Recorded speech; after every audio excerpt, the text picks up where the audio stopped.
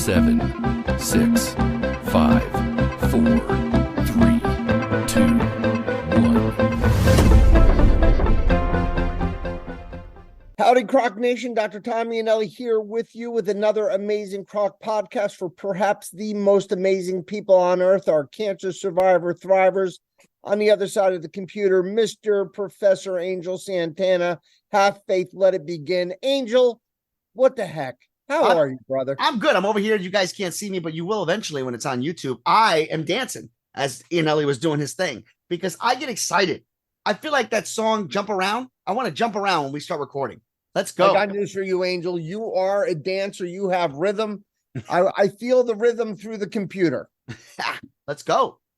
Angel, you know, I love these quick episodes that are really neat, quick, and tidy, and especially the ones that peel back the curtain, kind of give everybody a glimpse behind what's happening in the Wizard of Oz, you know, where the wizard was behind that curtain, and to kind of get a little bit of a peek to demystify what we're doing for you, what's going on the other side of the glass there, as they say, and in your cancer journey, in your survivor journey, in your treatment journey.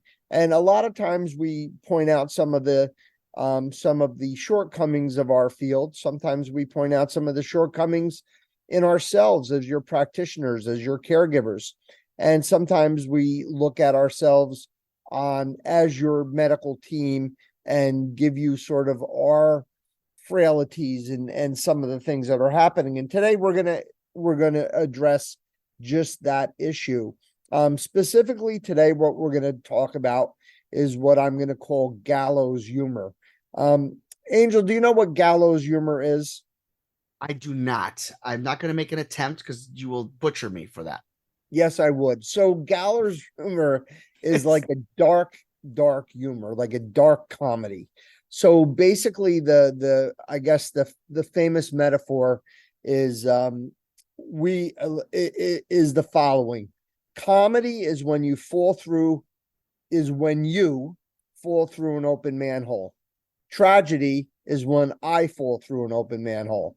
So when you fall through the manhole, I laugh. When I fall through the manhole, I don't laugh so much. So what happens is, it's the dark humor. It's some of that sort of death humor. Gallows is basically the hanging, the place where they would take the criminals and they would hang them. And I guess there would be jokes as the, perpetrator would be led up to the gallows to get hung. The people in the crowd were so uncomfortable, I guess, and so, I guess devastated by having to watch this, that it became a comedy and became funny because it wasn't happening to them. So what I was going to name today's episode was Gallows Humor in Oncology, and what your medical team is saying about you behind your back. And again, peeling back that curtain so our patients kind of know that we're human too. And sometimes things aren't that pretty, behind the closed doors. So I want to just first talk about the difference between humor between your doctor, your nurse, and the patient and the survivor, thriver, and humor that happens behind the patient's back. So there's a difference between where the patient's involved and the patient's not involved. We have done at least one, if not several podcasts on trying to integrate humor with the patient participating. And I've read several articles about practitioners who sort of might have sort of my type of personality, more open and airy and kind of light and airy, and trying to maybe say something to lighten the mood, and you feel the patient. Now, there are patients who they don't bite. They're not like, they're overwhelmed, and probably not a good idea to go down that road of humor. But there's others that are just really so appreciative of you involving them and, getting humor and making a very difficult and stressful situation less stressful. So we've already spoken about that. Tonight, we're going to talk a little bit about what happens behind the scenes when a patient does something and when the medical team has been through the ringer. And, what do we say? What are the things that are said? And is it right? Is it proper? Is it forgivable? Is it necessary? And these are the things we're going to be talking about today. Angel, just give me your knee jerk on the subject. I think it's interesting, actually. I think this is something that we can again relate to. And it puts us in a better perspective because we're living in a day and age right now where everybody is just I like to use the term short fuse. And I think patience is important. I think this is only gonna make us better listeners and better people for it. Yeah, and again, I think it's important for the patients to know that we're human, to know that sometimes, we may say some things that might not be appropriate. But on the other hand, I also always try to include our caregivers, the doctors and nurses who listen to this podcast, to let them know that this is a safe place for them, that maybe they feel guilty when they have these feelings or they say something or they want to say something, but they don't say something because they're just just can't do it. But really the reason why this happens, this gallows humor, is the key to the metaphor. Again, that metaphor about comedy is when you fall through an open manhole, and tragedy is when I fall through the open manhole. Is that really we are living out a real, I would say our life is a comedy, really, and it's a human folly. I'll even call it a folly, but we're judged on a spiritual yardstick. So here we are, trudging our way through life, doing stupid things, saying stupid things, maybe not being the best version of ourselves because we're tired or we're overwhelmed. Or in this episode, we talk about what's called compassion fatigue, which might cause us to say things we regret or say things that may not be appropriate. And we're judged on this yardstick that is more spiritual. But believe me, it is a human journey, and we are all stained by that same similar human stain. And I think one of the things, and I don't know if anybody has gotten this yet, if you're a regular listener to our podcast, you might say, hey, Dr. E and Angel, how do you come up with these things? How do you come up with, an episode every week? Where does it come from? And you would be shocked. It might be a patient, might say something to me that really moves me. The last podcast we had in real time, we talked about that billboard that inspired me. And, and tonight we're further inspired by last week's podcast when we did the Ride to Survive talk that I gave. And, and I was talking and thinking about the special ones. So I'm going to paraphrase just a quick part of that talk when I was challenging everyone how to be better to our survivors. And I say, to be better and to make a difference, never pity or judge a patient. For whom the bell tolls, it tolls for thee. One day it will be us sitting in that chair. How do we want to be treated? Every Thursday at lunch, we review each case. Mrs. Jones is so sweet. Mr. Smith is so funny. Miss Williams is, well, she's being Miss Williams. What is she thinking? Does she know what's going on? And it's exactly for the Miss Williamses, the special ones, the ones that need us most, that we need to embrace the closest. It is for the ones that don't show up for their appointments, the ones that don't take their medications, the ones that continue the bad habits, the ones that don't have the money or resources or the baseline capacities that we need to muster the most understanding and empathy and compassion, even when they are doing everything in their power to test us. And this is a podcast about how when they do test us and test us and test us and push us to the limits of our capacities, when we reach compassion fatigue. So that's what this episode is all about. And my experiences, with this compassion fatigue and this gallows humor, Angel, would you think I'm lying if I told you it almost goes back to my first day of medical school? Not at all. It is ingrained in the culture when you're dealing with these life and death circumstances. I remember expressions from when we were students, when we were first year students, second year students. Patients didn't die. They, quote unquote, they boxed. And if we knew somebody was about to die, we would say AMF yo-yo. And that meant adios, mother, you know what, you're on your own. And we would call the internists the fleas, because the flea is the last thing off of a dead body.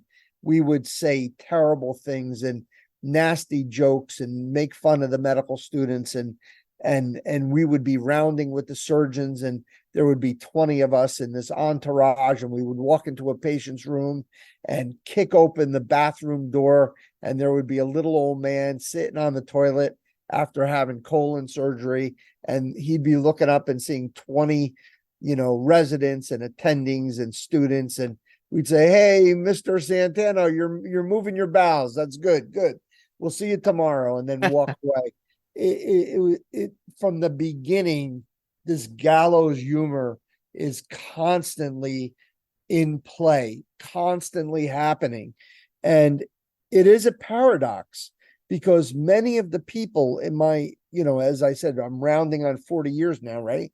From every single person I met when I was a student, my classmates, the class above me, the classes above me, the interns that are now probably all retired now. I remember them all, the residents, the chief residents, the junior attendings, the attendings, everybody, the chief of the hospital, every single person, and I saw that there were sides to them where I would be one-on-one with them with a patient, and we would spend an hour, and I would see such a soft side. I would see such a caring side. I would see the side of them as a healer. And then 3 minutes later, I would see that gallows humor come out. And it was this paradox that has always fascinated me. And you look at this paradox in the context of the Hippocratic Oath versus the context of the gallows humor, or what I call blowing off steam, right? So on the one hand, as healers, our oath that we have to take, Angel, when we go graduate, we have to stand up and we have to take this oath. And this oath in part states, we will do no harm or injustice. I will keep pure and holy both my life and my art. I will help the sick. I will abstain from all intentional wrongdoing and harm. And I will never divulge these holy secrets. And then on the other side, you have the human side of us that we've worked 24 hours, 36 hours. We've been with someone. We're seeing terrible, terrible things. We're living desperate and hopeless, being sort of observers of this really terrible, tragic play that's unfolding in front of us. And we have to endure watching this unspeakable pain and endure unimaginable tragedies. And we're asked not to be affected by this. And we're asked not to be bothered by this. And we're asked not to be changed by this. And we're asked not to be influenced by this. And I put forth that I think that that's absolutely impossible. Right. And I don't want to say I want our Thriver survivors to forgive us for this gallows humor, but I do want you guys to understand it. And on the other side, with the practitioners, I want you not to feel bad about it unless you break the rule. And we're going to go through those rules. So you might say, Angel, how common is gallows humor? I mentioned that, would you believe me if I told you that I saw it from the first day of my training, and you said you believed it? Yeah. Would you believe it if I told you it happened on a daily basis? Absolutely. Okay. So today I walk in a room. Obviously, I'm not going to tell you this patient's name, but this patient has a horrible, horrible wound on her leg that she is not taking care of. And Angel, the odor from this wound can be smelled from the cancer center all the way to the infusion center. And when you walk in this room and you try to talk to this patient, it's like this patient just doesn't get it. This patient just isn't with us. This patient is just not on the same page. And you do everything possible to be compassionate and empathetic, and you try to connect and you try to connect, and they look at you, and then you leave and you don't know if you made any difference at all. And then a comment comes out, not a terrible comment, just like, wow, this person just doesn't get it, or whatever it happens to be, that gallows humor. And it happens on an absolutely daily basis. So please, everybody out there who does it, it's normal. If it wasn't for gallows humor, we would probably all have to go to an asylum, because we need to blow off that steam. And it's part of our human stain. It's part of our human experience. But now, Angel, here's the key. There is a line that you cannot cross. There's a difference between being frustrated, blowing off steam, saying something off the cuff about the folly of it all, the folly of a specific circumstance that just doesn't make any sense. But then there's a difference between that and an example that I'm going to give you from actually a court case that the patient won a lot of money, actually. There was a patient who was having an outpatient colonoscopy. The patient was wheeled into the suite. He had his clothes in a plastic container underneath the gurney. What the doctors didn't know was that his smartphone was in the bag. The smartphone was on record. The guy had put on the smartphone to record the instructions for the post-op instructions for what to do after the colonoscopy, and he forgot to shut off the record button.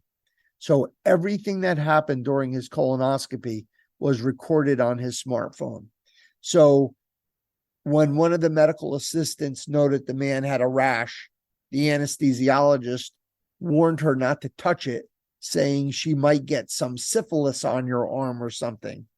Then added, it's probably tuberculosis of the penis, so you'll be all right.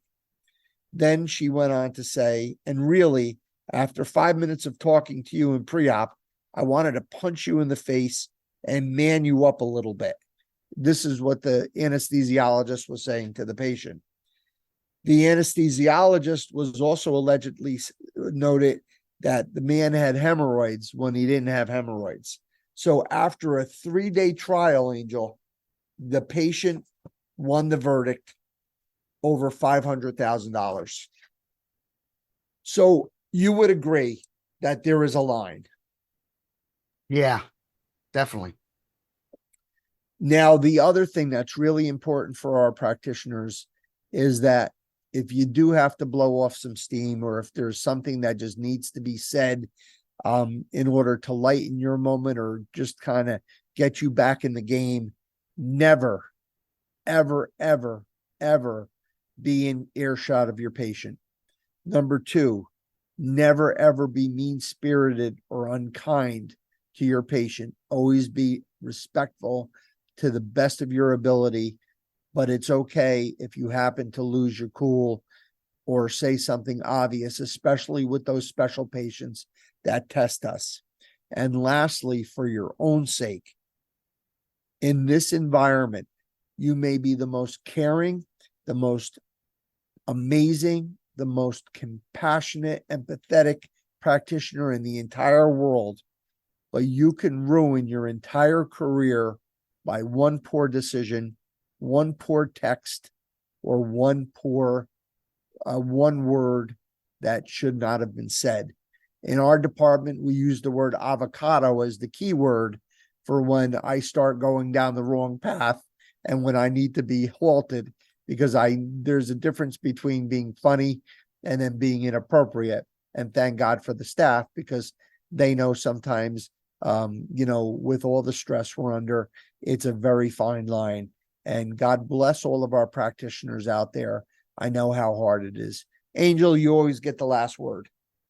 I like avocados, by the way, but and that's a really good idea, by the way.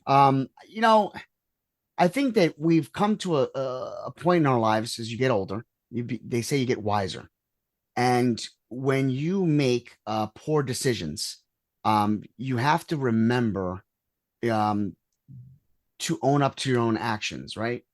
There's a two-way street here. There's a 2-point way I want to go. One, own your own mistakes, learn from them, and move forward. But when you are in a field of trying to be professional in your field of saving lives, and you know that person's not there to defend themselves, you have to remember to hold back the reins, and always remember that there is a time and a place. They could have done that easily after the whole procedure, and then you go to procedural room and you just let out some steam by joking around. But unfortunately, it doesn't make it right either, for the record. But Correct. At least it's behind closed doors, and it is not, in the vicinity of a patient. So really, the way I want to end it is this way: anybody and everyone, we've all made this mistake, but always remember that if you're right and you're rude, then you're wrong. Angel, you're always the most wise person in the room. I really appreciate it. This was a wonderful podcast because I really wanted to get this out. I wanted both our practitioners to feel that they're not, bad, that they're not mean, that when they do make these comments, they shouldn't feel that they're going to go to hell. But at the same time, we always have to keep our eye on the ball, and that's our survivors and our thrivers. We have to keep our eye on their dignity. We have to keep an eye on their well-being. They have trusted us with their life. We have an obligation. I will say it again, as I said it from the beginning of this podcast.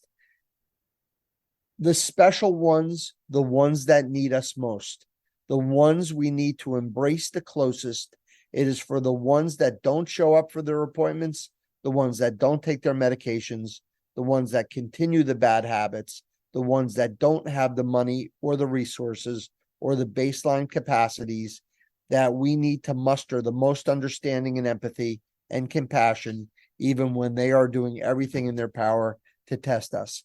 Angel Santana, on behalf of myself, you, my dear friend, Have Faith, Let It Begin, Rod Freeman, the entire board of directors, which we will talk about next podcast about our beautiful board meeting and dinner, to our wonderful Michael John Benzea, Charlotte Larson, to everyone associated with the CROC podcast and the CROC organization. There's only one goal we have, and that's to serve you guys, the survivor thrivers.